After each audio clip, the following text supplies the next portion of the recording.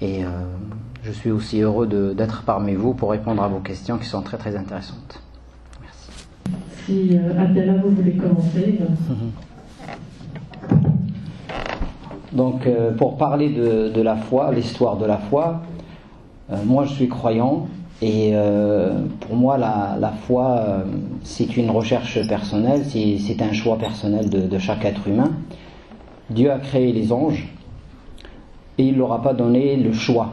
Les anges ne peuvent qu'adorer Dieu et obéir à ses ordres. Le modèle angélique existe déjà. Dieu a voulu créer l'homme et lui donner le choix de l'adorer. L'homme adore Dieu par choix, reconnaît Dieu, va vers Dieu par son choix, parce que l'homme a le libre arbitre. Ce que Dieu n'a pas donné aux animaux, ce que Dieu n'a pas donné aux anges, ce que Dieu n'a pas donné à aucune autre créature, Dieu l'a donné à l'homme. L'homme adore Dieu par choix, par libre arbitre. Il va vers Dieu. Dieu nous a donné le choix de croire en lui comme de ne pas croire en lui. Dieu nous a donné le choix d'être croyant ou pas, d'être pratiquant ou pas, d'être bon ou mauvais. C'est notre choix. Dieu nous a donné cette possibilité. En nous, on a la capacité d'être pieux comme d'être pervers. On a la capacité en nous de développer le côté humain, le côté bon, comme on a la capacité de développer le côté mauvais qui existe en nous. Donc, mais Dieu nous dit clairement, à travers les Écritures, à travers la révélation, parce que Dieu ne nous a pas laissé comme ça, il s'est engagé de nous guider vers lui à travers la révélation. Et cette révélation a commencé depuis le début de l'humanité. Dieu a révélé à Abraham, à Noé, à Moïse, à Jésus et à Mohammed, que la paix soit sur tous les prophètes. Pour nous, la foi, elle est là, elle existe, et c'est à nous, à l'être humain, de faire l'effort d'aller vers Dieu, de rechercher Dieu. Et Dieu nous a donné deux moyens pour le retrouver et pour retrouver son chemin. La raison, l'intellect, on est intelligent, contrairement aux autres créations.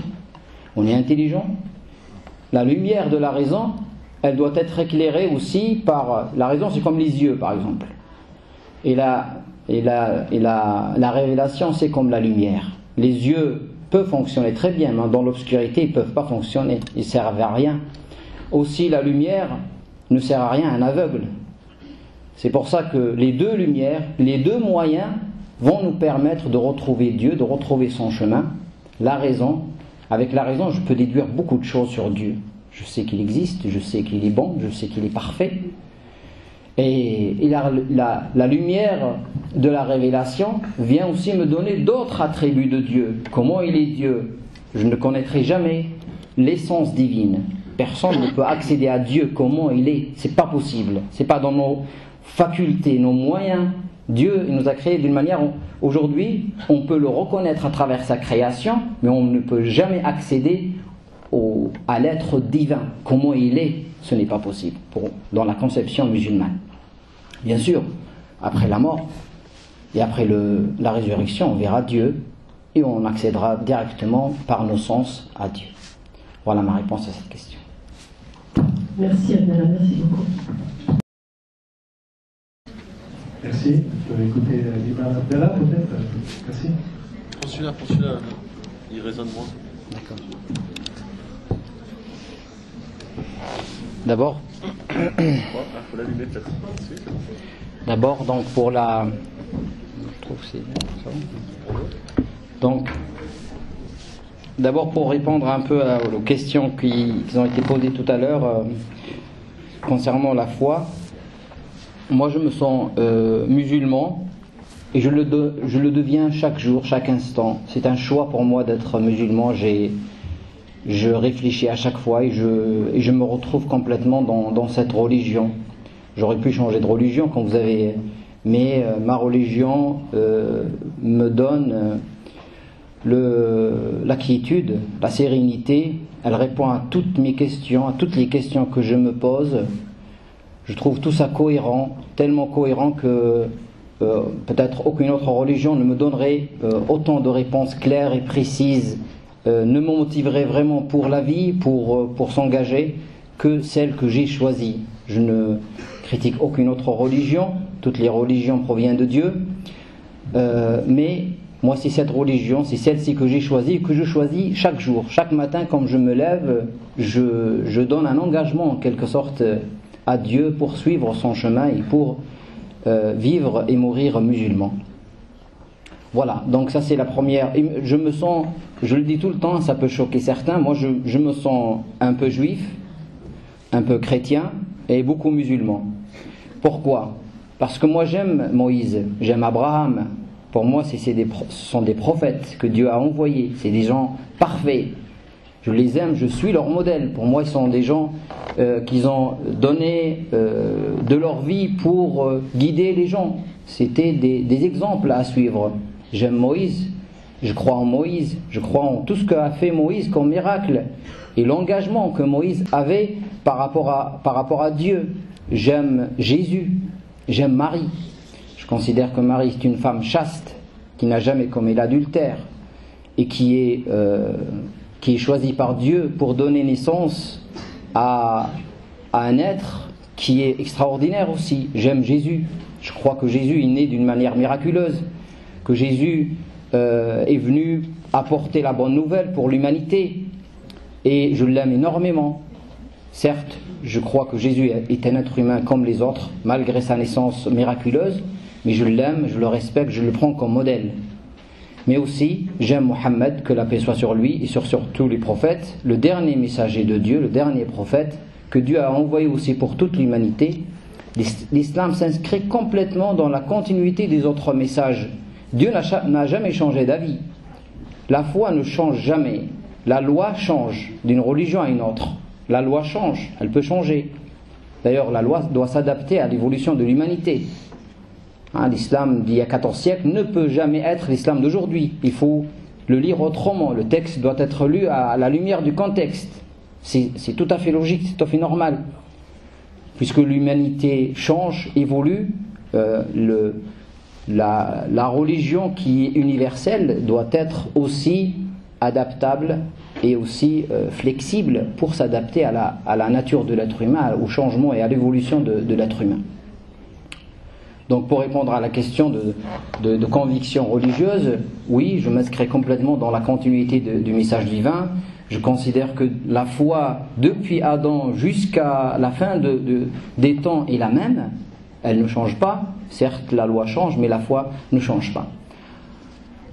Et voilà, donc par rapport à l'histoire de ma religion, je n'ai pas répondu tout à l'heure, le prophète Mohammed, que la paix soit sur lui et sur tous les prophètes, est venu 500 années pratiquement après Jésus pour apporter la bonne nouvelle, pour confirmer ce que Jésus a apporté pour l'humanité, pour confirmer ce que Moïse a apporté. C'est pour ça que moi, en tant que musulman, je crois que la Torah est la parole de Dieu, l'évangile est la parole de Dieu. Je crois aussi que le Coran est la parole de Dieu. C'est la révélation qui permet à l'homme de retrouver son chemin grâce à son intelligence.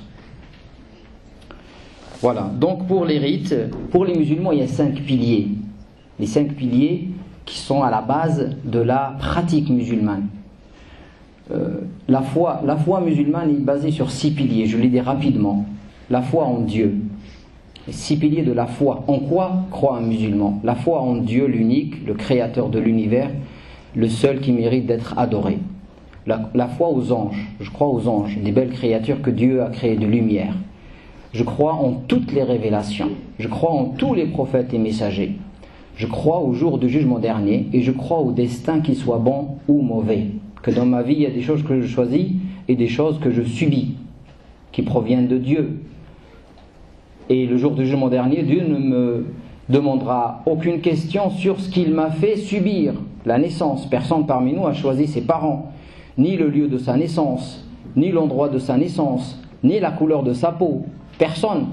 C'est Dieu qui a choisi pour nous et Dieu ne nous dira pas le jour du jugement dernier pourquoi vous êtes blanc, pourquoi vous êtes noir. Aucune importance à l'aspect physique, aucune. Mais le cœur est très très important. C'est pour ça que l'amour a aussi une place très très importante dans notre religion et dans toutes les religions. Et donc ça c'est la foi. Et la pratique musulmane est basée sur 5 piliers. Le premier pilier c'est l'attestation de la foi, le témoignage. En quelque sorte, j'atteste que Dieu est un le seul qui mérite d'être adoré, et j'atteste que Mohammed et tous les prophètes sont ses messagers. Ça, c'est l'attestation de la foi qui fait de moi un musulman. La deuxième chose, c'est la prière quotidienne. Le musulman prie 5 fois par jour, à des heures, à des intervalles d'heures dans la journée, pour ne pas couper le lien avec Dieu. Dieu nous a créés pour l'adorer. Et Dieu nous a donné 24 heures, il nous demande de se rappeler de lui, de ne jamais l'oublier et d'être en relation directe. Dieu nous a permis, c'est une chance pour nous en réalité, c'est vraiment une chance pour nous d'avoir accès direct à Dieu, de pouvoir lui parler directement sans intermédiaire. Vous n'avez pas besoin de nous en tant qu'homme de religion pour parler à Dieu. Dieu est accessible directement à vous. Chacun peut parler à Dieu, peut s'adresser à lui. Donc, on a les prières quotidiennes, les 5, et on a une prière particulière, c'est celle de vendredi. C'est comme pour le dimanche chez les chrétiens. Nous, les musulmans, le vendredi, c'est une prière commune, publique, à laquelle tous les musulmans doivent participer, sauf ceux qui ont raison valable de ne pas venir travailler ou étudier, bien sûr, ils ne peuvent pas venir. Mais voilà, il y a une prière qui est très très importante, plus importante que les autres. Troisième pilier, c'est la zakat, l'aumône légale. Un musulman riche doit obligatoirement donner 2,5% de sa richesse chaque année aux pauvres et aux indigents, aux gens qui sont endettés, les gens qui sont dans le besoin, s'il est riche bien sûr. Le pauvre ne donne rien, au contraire, le pauvre reçoit. Et ça, c'est l'un des 5 piliers de la pratique musulmane. Le quatrième, c'est de jeûner le mois de Ramadan, un mois lunaire. L'année lunaire fait 355 jours, l'année solaire fait 365 jours. Ça, c'est Dieu a créé le monde comme ça. Et donc, c'est pour ça que le Ramadan, il bouge. Et donc, chaque année, il avance de 10 jours. Et donc, un musulman jeûne un mois complet. Jeûner, c'est de s'abstenir de boire et de manger du lever de l'aube jusqu'au coucher du soleil. Une abstention pour adorer Dieu, pour se rapprocher de lui. Dieu nous a donné, l'être humain est constitué d'un corps et d'une âme.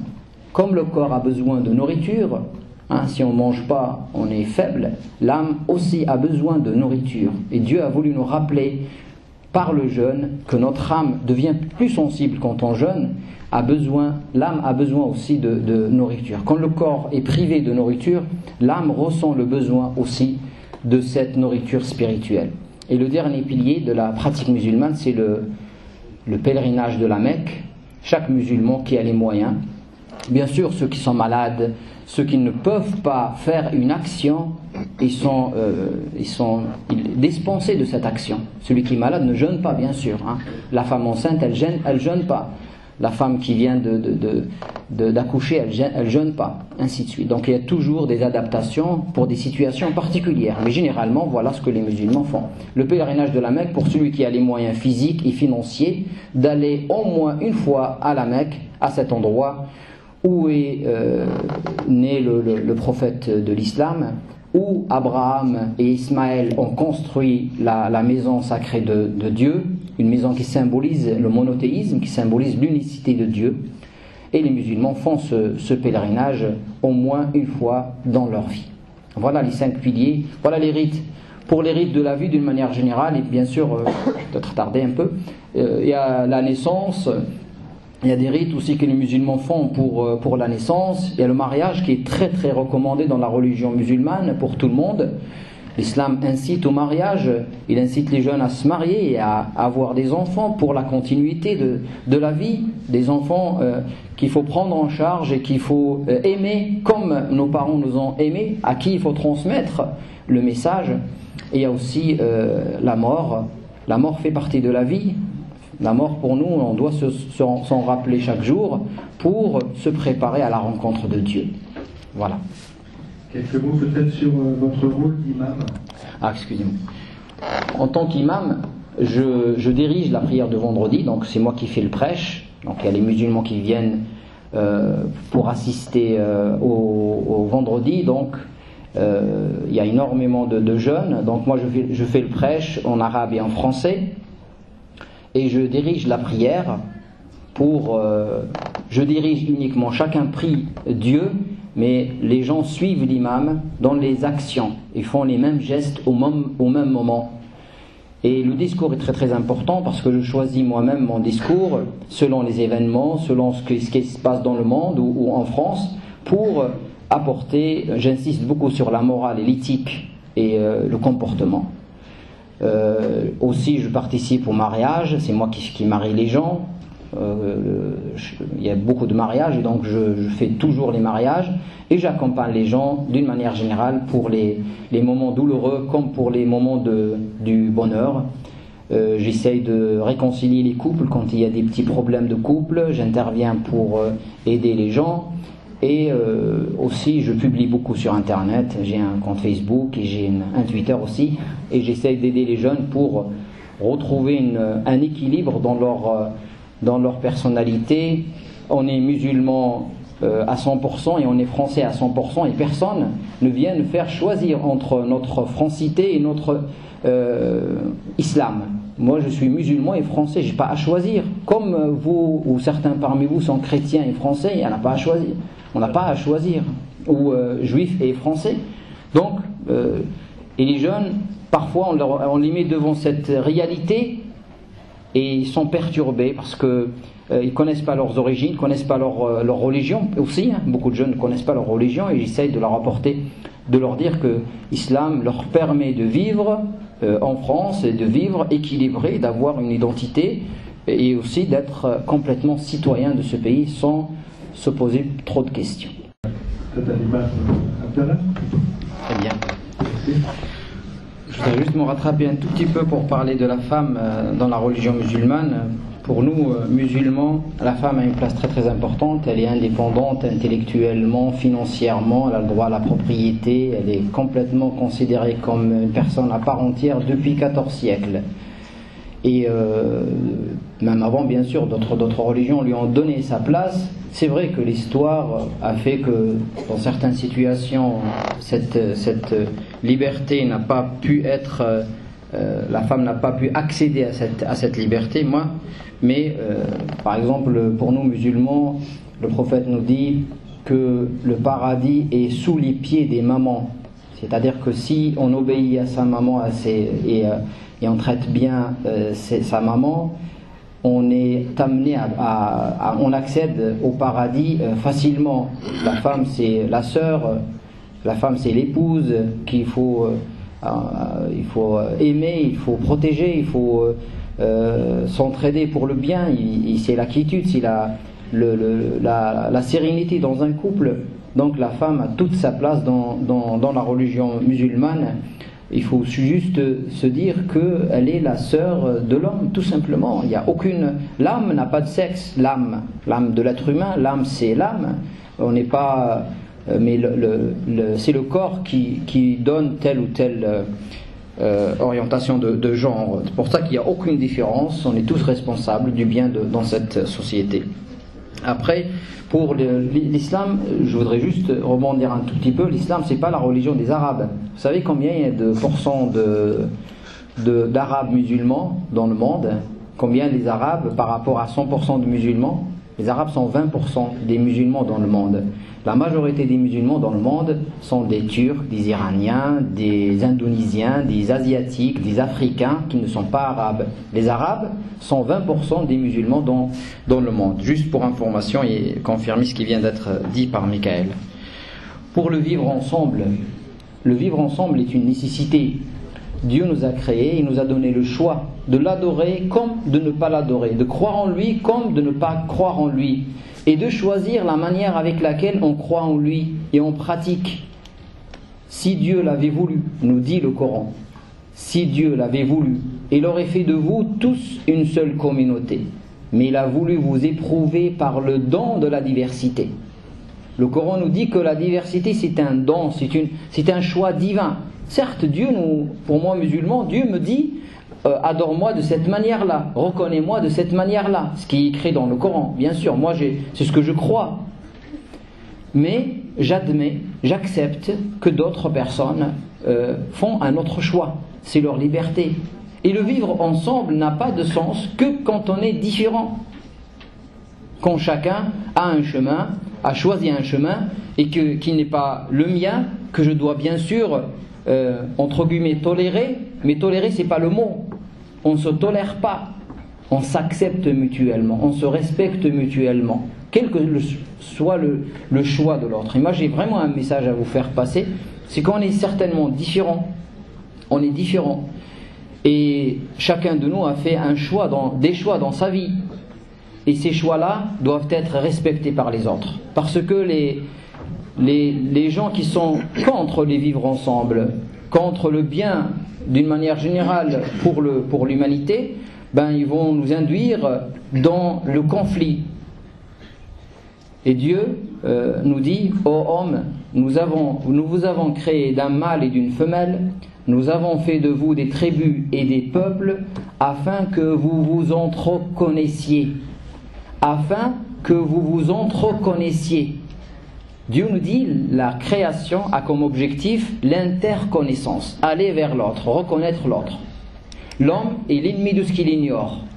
L'homme est l'ennemi de ce qu'il ignore. Si j'ignore une religion, j'ignore une culture, une personne, je suis systématiquement réfractaire par rapport à cette personne ou cette culture ou cette religion.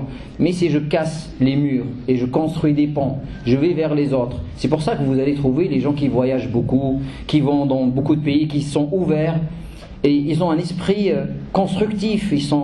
Ils vont vers les autres, ils n'ont pas de préjugés, ils ne sont pas dans l'extrémisme. Et moi, ce que je vous dis là, je le dis aussi aux musulmans, aux jeunes musulmans dans les quartiers qui fréquentent la mosquée, ils sont très très nombreux. Je leur dis, ne vous inscrivez pas dans une posture de rejet de la société. Il faut être acteur de sa société, il faut vivre avec les autres, malgré... C'est ça le défi qu'on a justement. Si on était tous pareils, d'ailleurs on n'est pas tous pareils, chacun de vous a une personnalité, hein, et même si on est tous chrétiens, il y aura aussi des différences entre nous, on est humains avant tout. Et c'est pour ça qu'il faut s'inscrire dans une posture de reconnaissance, d'aller vers l'autre, de s'ouvrir à l'autre, de construire, de travailler avec l'autre, malgré la différence que nous avons entre nous. Moi, en tant que musulman, je reconnais les autres. Je reconnais la religion chrétienne en tant que religion, je reconnais le chrétien en tant que chrétien, je n'ai aucun problème avec ça. Je reconnais le juif en tant que juif, et aussi celui qui a choisi, puisque Dieu lui a donné le choix. Pourquoi moi je lui priverai de ce choix-là ? Qui a choisi de ne pas croire carrément en Dieu, c'est son choix. Et c'est Dieu qui le jugera. C'est pas à moi de le juger. Donc s'inscrire dans cette posture d'ouverture, de vivre ensemble, c'est très très important pour chacun de nous. Et il ne faut pas que les jeunes soient récupérés par des discours d'extrême. Voilà ce que je peux vous dire. Merci, Imam Abdallah. Abdallah. Ce que je peux vous dire pour finir cette réunion, donc j'étais heureux d'être parmi vous aujourd'hui, merci de m'avoir reçu et de nous avoir reçus, mais ce que je vous conseille vraiment, c'est de s'ouvrir aux autres, d'aller vous-même vous faire votre propre opinion des autres. Ne prenez pas les clichés, ne prenez pas ce qu'on vous dit comme ça, comme argent comptant. On dit beaucoup de choses mauvaises, beaucoup de choses. Hein, on parle de 1% ou de 0,01% des choses qui ne vont pas, mais on ne parle pas de 99,99% des choses qui vont bien.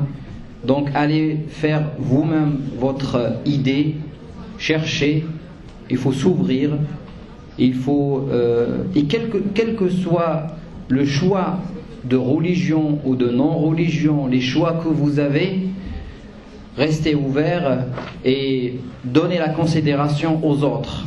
Sachez que l'autre peut m'apporter quelque chose. L'autre peut m'apporter quelque chose dans ma vie. Et le fait que Dieu nous a créés de cette manière-là, différents, c'est une richesse pour nous. C'est une richesse pour l'humanité d'une manière générale. Donc, s'ouvrir, ne pas tomber dans aucune forme d'extrémisme. L'extrémisme aujourd'hui existe malheureusement, et l'extrémisme pousse les gens à se rejeter par rapport à certains, par rapport à la religion, par rapport à l'opinion publique.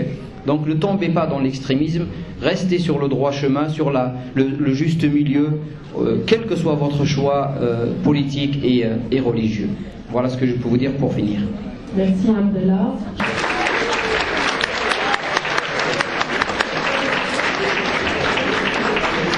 Voilà, pardon, d'applaudissements pour remercier Imam Abdallah, Charles Riquet et Michael Barreur d'être venus aujourd'hui.